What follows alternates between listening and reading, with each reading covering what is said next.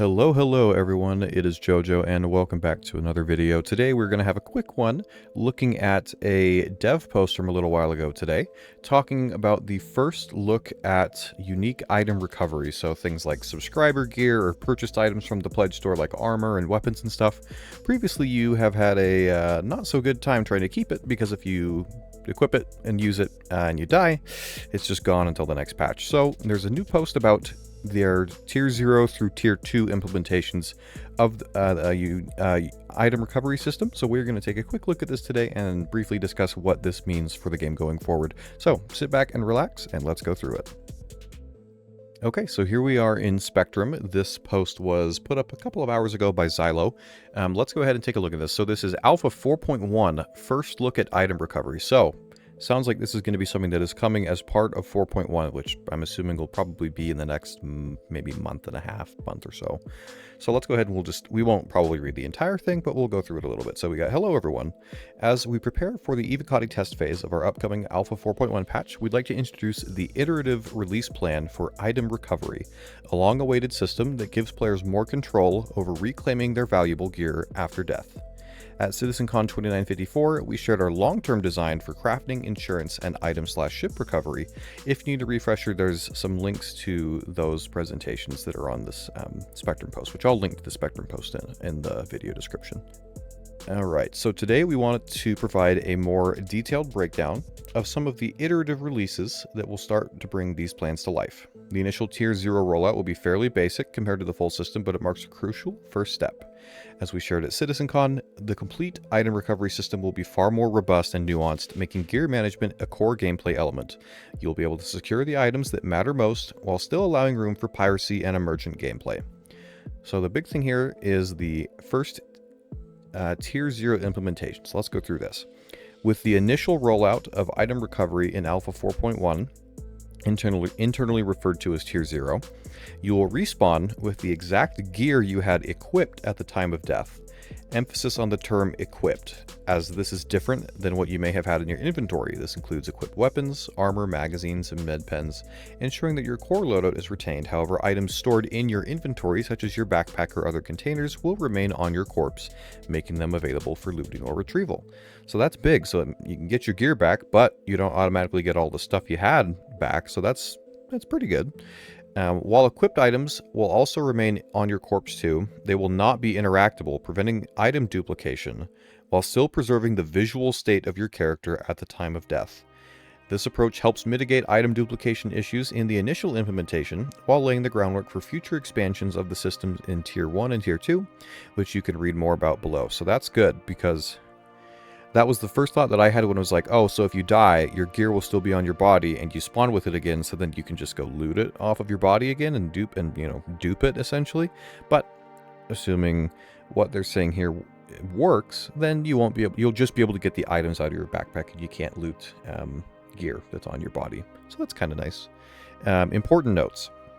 Items stored in your inventory, example, things in your backpack, will not be protected and will remain on your corpse upon death.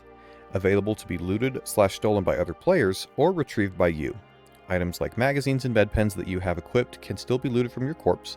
However, you will also respawn with these items, as duplication concerns for these types of items are less concerning at this stage. Yeah, like duping some AR magazines and some med pens, it's not really that big of a deal because they're pretty cheap anyway, so that's okay. That's okay.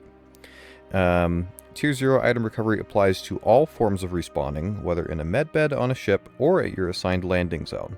To ensure that your weapon in active use is secured as an equipped item, it will automatically be stowed to your holster upon death. If you die within a landing zone, you will respawn with both your equipped gear and your inventory, example belongings in your backpack. This is to help avoid you losing items of any kind should you die outside of your control, should a death outside of your control happen. That's really nice. I think that's already generally the case. Like if I've go to fly out of New Babbage and I accidentally hit into something, my ship blows up, then I respawn and my ship's there, or all my gear's there.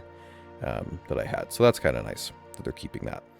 And then with Tier 0, you will respawn with your previously equipped gear already attached to your character. Scenario example. While exploring, you loot a rifle and store it in your backpack.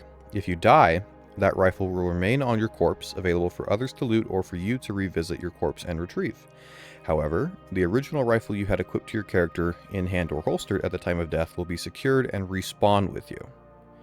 Okay, so that is everything for Tier 0, and then they do go over a little bit of Tier 1 and Tier 2 as well, so we'll take a look at that too.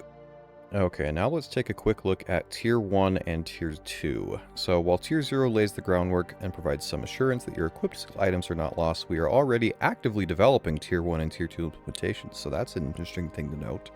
They're actively being worked on. So we may end up seeing those integrated sooner than we may think. Like down, I was thinking maybe those sort of systems we'd see down the road more towards 1.0, but if they're already being worked on, we might see them sooner. These future updates will add more depth to the system, including a viable path for piracy. Tier 1, loadout and ship registration.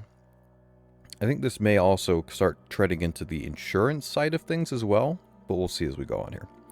Tier 1 will introduce the ability to register your gear and ships at kiosks or ASOP terminals. Important notes. Personal loadout. Players can register their equipped items, which can be reclaimed for a fee at specific kiosks or freight elevators. Ships and interiors. Ships, along with their loadouts, decorations, and locker contents, can also be registered. They can then be reclaimed in the state they were previously registered at ASOP terminals for a price. So I think that would be like, you have a bunch of stuff in your Zeus at Checkmate, and then you claim it at Seraphim Station. If you have that registered thing, you pay an extra fee, and when you get that ship, it'll have all the exact same stuff you already had in it. So it'll have all your saved gear, vehicles that, like a Cyclone to the back or something, or anything like that. So that is nice. Looting and bricked items. Once an item is looted, it remains usable until the original owner reclaims it or marks it as stolen. At that point, a dead man switch is activated, meaning it will cease to function after a period of time. This is similar also to the dead man switch that they mentioned as part of insurance and warranties and all that for ships at CitizenCon. While a looted and or stolen bricked item is no longer usable, you can still sell the item for credits. Pledge items are auto-registered and will never lose their registration status. That's good. So I guess you could think of that as maybe like a version of lifetime insurance, but for your gear. So that's nice. Let's see. They can always be claimed back, even if they were not manually registered. With Tier 1, you will no longer respawn with your preserved gear already equipped. You will need to visit a location, such as your freight elevator, to reclaim your registered items. We are developing a quality of life feature to allow you to re-equip your previous full loadout with one auto-equip button at this location. Nice. Be nice and quick to do that. Additionally, with the implementation of Tier 1, our current plan is to remove the ability to backspace out of dangerous scenarios as a way to retain gear. Okay, cool. And then we have Tier 2. Restoring bricked items and crafting integration. Tier 2 will introduce a way to restore previously bricked items for a price, so things that had that dead man switch activated. So this will be probably where it'll be more viable to pirate these sort of items.